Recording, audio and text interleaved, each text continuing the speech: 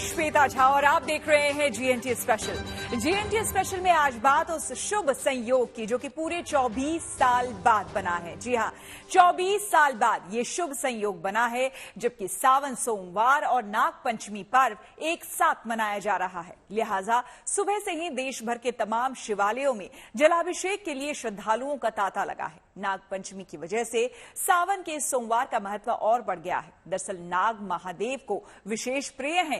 नाग महादेव का आभूषण है जिसे वो हमेशा अपने गले में धारण करते हैं। ऐसे में एक तो महादेव का प्रिय महीना और उस पर महादेव के प्रिय नाग की पूजा का दिन। ऐसे में ये दिन और खास है।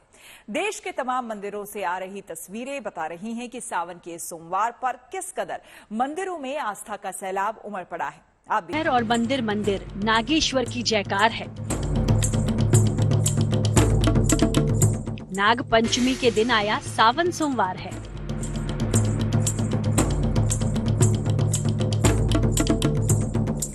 सावन सोमवार के साथ नाग पंचमी के विशेष संयोग ने इस दिन को और भी खास बना दिया है। यूं भी महादेव की उपासना के महीने में उनके प्रिय आभूषण नागों की उपासना का विधान है।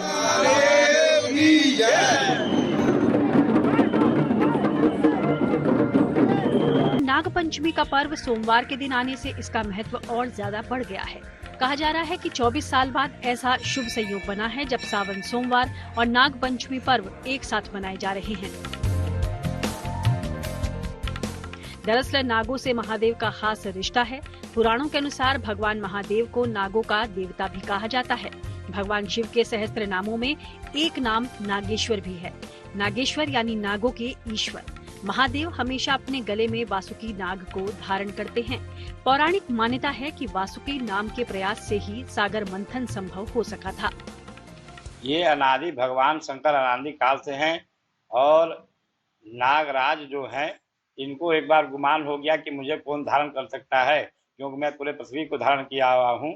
तो भगवान भोलेनाथ प्रकट होते हैं और कहते हैं कि मैं आपको धारण कर सकता हूँ, और इस वजह से वो भगवान शंकर नागराज को धारण किए हैं। तब से अनादिकाल से इसका कोई अवधि नहीं बताया गया है। सिंध पुराण में वासुकी नाग को ही राहु ग्रह बताया गया है।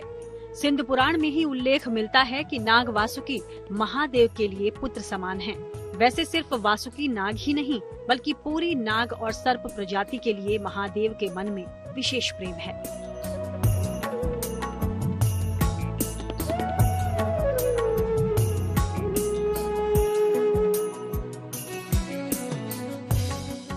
गुजरात के द्वारका में महादेव नागेश्वर स्वरूप में विराजमान हैं।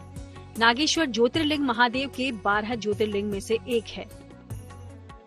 नागेश्वर ज्योतिर्लिंग गुजरात में स्थित है। दारुका एक स्थान का नाम है। एक समय की कहानी आता है कि एक बार दारुका नामक राक्षस भगवान शिव के एक भक्त को हर लेता है और उसके प्राण हरने के लिए वो तैयार रहता है, मगर वह भगवान शिव का बड़ा भक्त रहता है और हमेशा ओम नमः शिवाय का जप करता रहता है। इससे भगवान वहाँ प्रकट होते हैं और दारुका नामक राक्षस का वध करते हैं।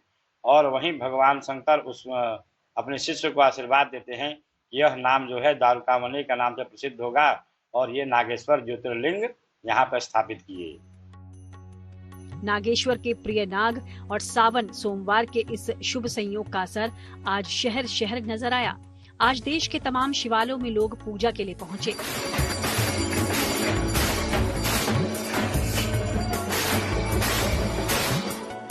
नाग पंचमी के दिन उज्जैन में बाबा महाकाल के दरबार में अद्भुत नजारा दिखा। लंबी कतारों में लगे भक्तों ने यहां भगवान महाकाल के अभिषेक और पूजन अर्चन में पूरी आस्था के साथ भागीदारी दी।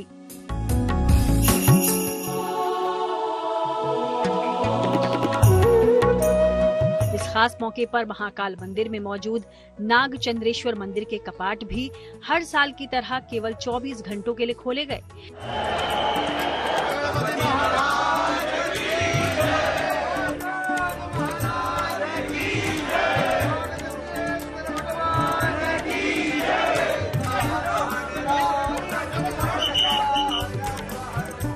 यहाँ पर नेपाल से लाई गई नाग पर विश्राम करते शिव परिवार की प्रतिमा का खास महत्व माना गया है, जिन पर पवित्र जल चढ़ाने के साथ ही मंदिर का द्वार खोला गया। इस दौरान हर हर महादेव के जयकारों से पूरा मंदिर परिसर गूंज उठा। आस्था के यही रंग प्रयागराज में भी बिखरे दिखाई दिए। यहाँ भी सुबह सवेरे नाग पंचमी पर भक्तिमय माहौल के बीच भगवान नाग वासुकी मंदिर में दर्शन के लिए कई किलोमीटर तक भक्तों की कतार दिखी।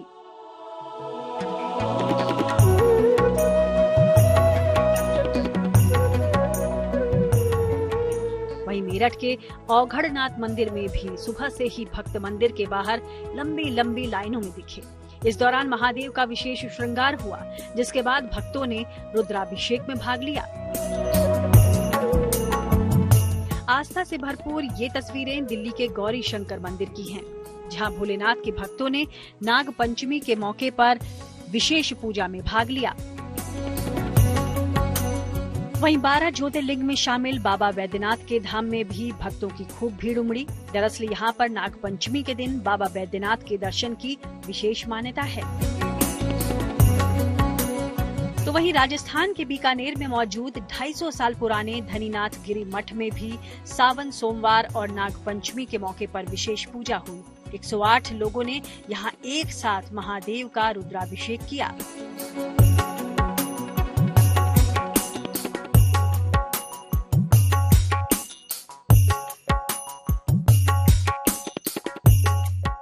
शिव भक्तों को साल भर सावन के इस पावन माह का इंतजार रहता है। सावन भगवान शिव का सबसे प्रिय महीना है और नाग उनका प्रिय आभूषण। लिहाजा भक्त पूरी श्रद्धा के साथ इस खास दिन पर भगवान को प्रसन्न करने के लिए शिवालयों में बम बम भोले के जयकारे लगा रहे हैं। Bureau report, good news today. तो देखा आपने कि किस तरह उज्जैन से प्रयागराज तक आस्था हिलोरे मार रही है। खास तौर पर उज्जैन में आज भक्तों के लिए एक और खास सौगात का दिन होता है। नाग पंचमी के मौके पर आपको बता दें, महाकालेश्वर मंदिर के शीर्ष पर मौजूद श्री नाग चंद्रेश्वर के कपाट 24 घंटों के लिए खोल दिए जाते हैं। परंपरा के मुताबिक आज भी मंदिर के द्वार खोले गए और इस मंदिर में भक्तों को नागों की शैया पर विराजमान महादेव के दर्शन होते हुए दिखाई दिए। श्रद्धालुओं को इस शुभ अवसर पर भगवान नाग चंद्रेश्वर का पूजन और अभिषेक करने का मौका मिला। नाग चंद्रेश्वर मंदिर का द्वार पूरे साल में सिर्फ 24 घंटे के लिए क्यों खुलता है, इसके पीछे एक पौराणिक कहानी है। आइए आपको बताते हैं कि क्या है नाग चंद्रेश्वर मंदिर की महिमा और दिखाते हैं कि पूरे एक साल बाद केवल एक दिन के लिए कपाट खुलने पर आज मंदिर में कैसा माहौल था।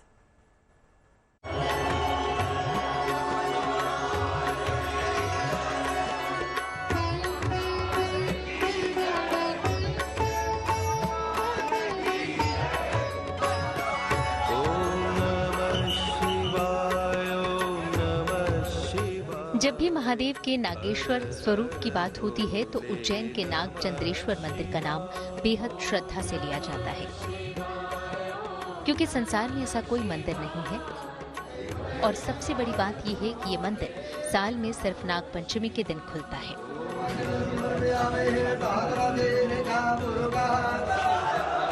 पूरे साल में सिर्फ 24 घंटों के लिए खुलने वाले इस मंदिर का भक्तों के बीच बेहद महत्व है।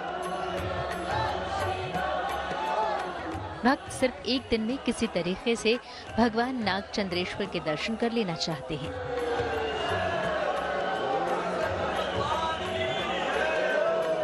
इस मंदिर से जुड़ी पौराणिक कहानी बताती है कि सर्पराज तक्षक ने महादेव को मनाने के लिए घनघोर तपस्या की थी। तपस्या से भोलेनाथ प्रसन्न हुए और उन्होंने सर्पों के राजा तक्षक नाग को अमृतत्व का वरदान दिया। मान्यता है कि उसके बाद से तक्षक राजा ने प्रभु के सानिध्य में ही वास करना शुरू कर दिया। लेकिन महाकाल वन में वास करने से पूर्व उनकी ये कामना थी कि उनके एकांत में विघ्न न हो, इसलिए वो पूरे साल में सिर्फ नाग पंचमी के दिन ही दर्शन देते हैं। परंपरा के मुताबिक साल के बाकी दिन उनकी इच्छा का सम्मान करते हुए मंदिर बंद रहता है। इसके अलावा एक कहानी इस मंदिर को रामायण काल से भी जोड़ती है।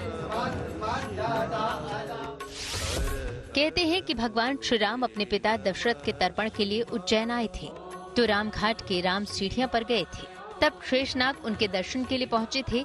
तब से राम सीढ़ी के ऊपर ये महोत्सव मनाने की परंपरा शुरू हो गई। लेकिन वक्त के साथ परंपरा बदली और ये उत्सव उज्जैन के महाकाल मंदिर में होने लगा। यही वजह है कि नाग पंचमी के दिन खुलने वाले इस मंदिर के बाहर भक्तों की लंबी कतार लगी रहती है। उज्जैन का भगवान नाग चंद्रेश्वर का ये मंदिर काफी प्राचीन है। माना जाता है कि परमार राजा भोज ने 1050 ईस्वी के करीब इस मंदिर का निर्माण करवाया था। इसके बाद सिंधिया घराने के महाराज राणोजी सिंधिया ने 1732 में जब महाकाल मंदिर का जीर्णोद्धार करवाया था तो उसके साथ ही इस मंदिर का भी जीर्णोद्धार हुआ था।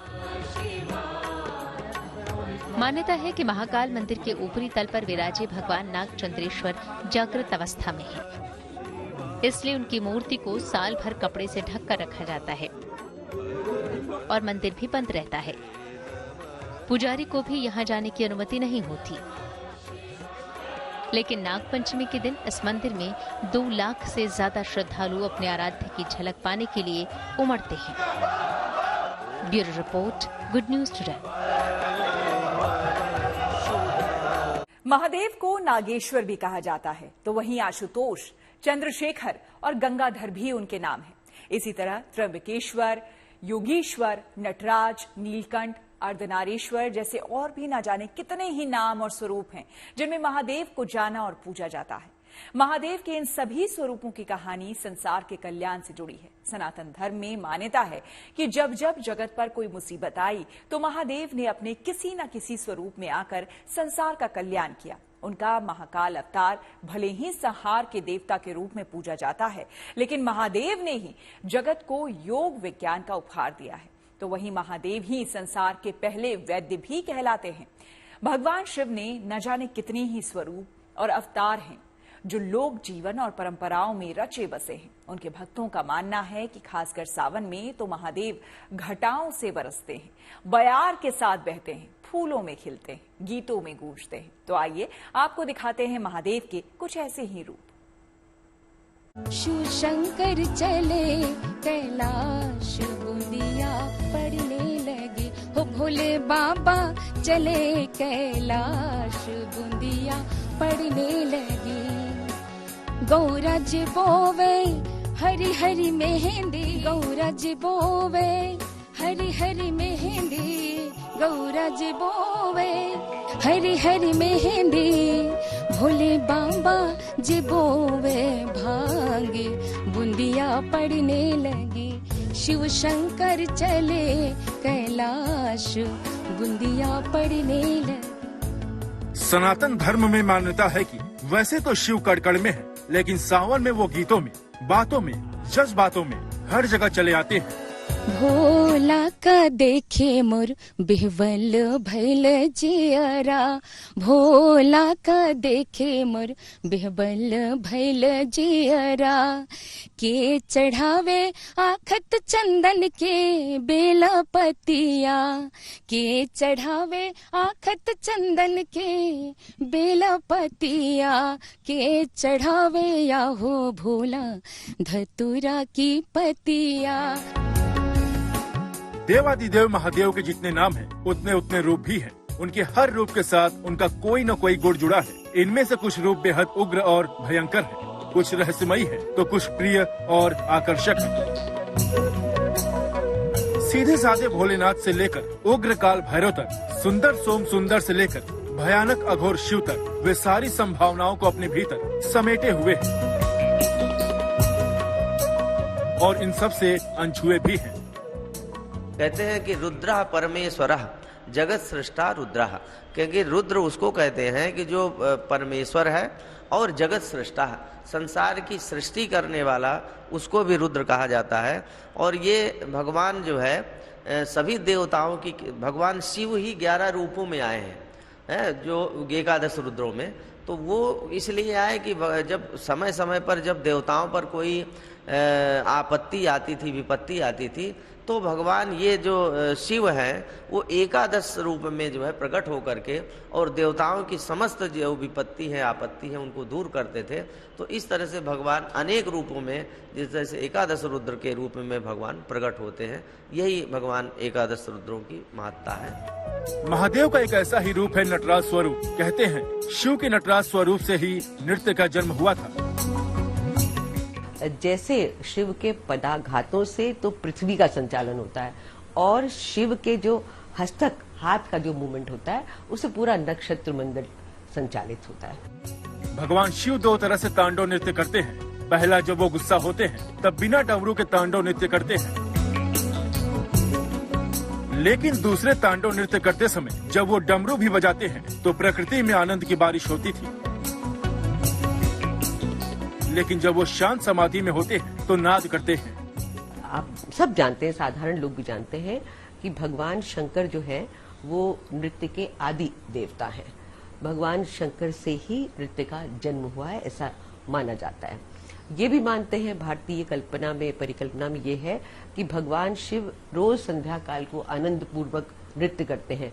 और उनका साथ कौन देता है? ब्रह्मा जी देते हैं, सरस्वती अपनी वीणा पे देते हैं, नारद उनके साथ स्वर मिलाते हैं, श्रृंगी और नंदी वो मादल और डमरू। कहते हैं महादेव से जन्मा नृत्य उनके शिष्यों से होता हुआ धरती के लोक जीवन तक पहुंचा। तो ये कहा जाता है कि भगवान शिव ने जब नृत्य किया तो उनके शिष्य तंडु जो थे यानी कि नंदीकेश्वर, उन्होंने ये सब चीज जो ये मुद्राएं जिन जिन मुद्राओं में नृत्य किया उनको संकलित करना शुरू कर दिया। बाद में हुआ कि साहब इस नृत्य की शिक्षा उन्होंने कहा कि साहब ये आप शिक्षा भरत मुनि को दीजिए।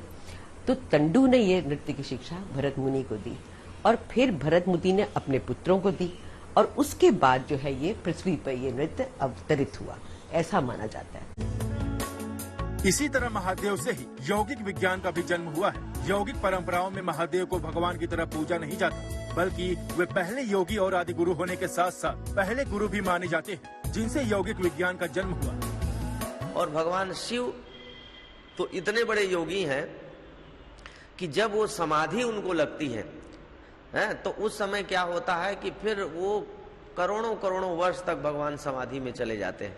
और जब समाधिस्थ होते हैं तब समझिए कि वो संसार पूरी तरह से जो है पूरे ब्रह्मा विष्णु महेश सभी विष्णु इत्यादि जो है सब जाकर के भगवान को कैलाश पर्वत में या जहाँ भी है भगवान समाधिस्थ होते हैं वहाँ पर भगवान को जो है मनाने के लिए या भगवान को जो है पूरा संसार में, चूंकि ये जो संसार है ये संसार में 3 प्रकार की सृष्टियां हैं। तो हम जो है क्या होता है कि भगवान शिव जो है प्रकृति को बराबर करने के लिए भगवान शिव हमेशा एक तरह से जो है प्रकृति किस तरह से व्यवस्थित रहे, किस तरह से संसार ये चलता रहे, तो वो व्यवस्थित करने का काम जो है भगवान शिव का है। योग विज्ञान से परे महादेव का एक रूप जीवन बचाने वाले का भी है। सनातन धर्म में महादेव को ब्रह्मांड का पहला वैद्य माना जाता है। महादेव ने अलग अलग काल में अलग अलग रूप और अवतारों में अपनी औषधि और मंत्र शक्ति से जीव जगत के कल्याण की राह खोली है। भगवान शिव की जैसे मृत्युंजय महादेव मृत्युंजय का मंत्र है, अन्य भी मंत्र है, तो वो औषधि का मतलब एक तरह से जो है हर प्रकार के जो रोगों का निदान वो करते हैं। और एक तरह से भगवान शिव ही, क्योंकि जो भी वैद्य है जो भी चिकित्सक है यदि भगवान शिव की आराधना करता है तो उनके माध्यम से वो हर प्रकार के जो है, क्योंकि भगवान जो हनुमान है ये भगवान शिव के ही रूप है। तो वो भी देखिए भगवान राम को जब लक्ष्मण जी पर आपत्ति आई तो भगवान शिव ही हनुमान के रूप में उनकी रक्षा करते हैं। तो इसलिए भगवान इनको वैद्यराज या चिकित्सा के सर्वोच्च चिकित्साचार्य भी इनको कहा जा सकता है। वैद्याचार्य, ये वैद्याधिराजाचार्य भी भगवान शिव को कहा जा सकता है।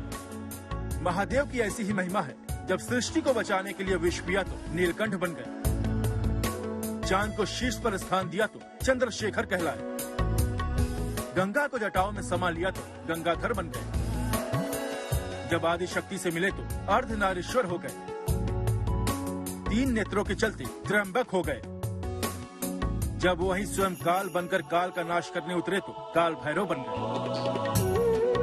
पौराणिक काल के ग्रंथों में महादेव के सभी अवतारों का वर्णन विस्तार से किया गया है। सबसे पहले मैं 10 अवतार के बारे में बताने जा रहा हूँ। भगवान महाकाल का 10 अवतार में सबसे पहला अवतार जो है वह महाकाल का है और महाकाली से संबंधित अवतार ये माना जाता है। दूसरा जो है तार का है जो माता तारा से जाना यह संबंधित है। उसके बाद भुवनेश्वर का अवतार है, वो माता भुवनेश्वरी से है। श्री विदेश का जो है वह श्री विद्या से संबंधित है, भैरव का भैरवी से, छिन्नमस्तक का छिन्नमस्तका से, धूम्रमान का धूमावती से, बगलामुख का बगलामुखी से, मातंग का मातंगी से और कमला माता पार्वती का ही नाम है। कालांतर से अपने अलग अलग रूपों और अवतारों से सदा सृष्टि का कल्याण करते आए देवों के देव होकर भी महादेव अपने तमाम रूपों में धरती के लोक जीवन में रचे बसे हैं। कालई के शिव का मनाइब हो, शिव मानत नाही। कालई के शिव का मनाइब हो, शिव मानत नाही। पूड़ी कचौड़ी शिव के मन हो न भावे। 56 भोग लेके माँ पार्वती भगवान शिव के चरणों में पड़ी है, भगवान शिव नहीं दर्शन दे रहे हैं। फिर कहती हैं पूड़ी कचौड़ी शिव के मन हो न भावे। अरे भांग धतूर कहाँ पाइब हो, शिव मानत नाही। भांग धतूर कहाँ पाइब हो, शिव मानत नाही। कालई के शिव का मनाइब हो, शिव मानत नाही। लखनऊ से शिल्पी सेन के साथ bureau report, good news today. तो इसी के साथ GNT स्पेशल में मेरे साथ फिलहाल इतना ही। देश दुनिया की तमाम खबरों के लिए आप देखते रहिए गुड न्यूज टुडे।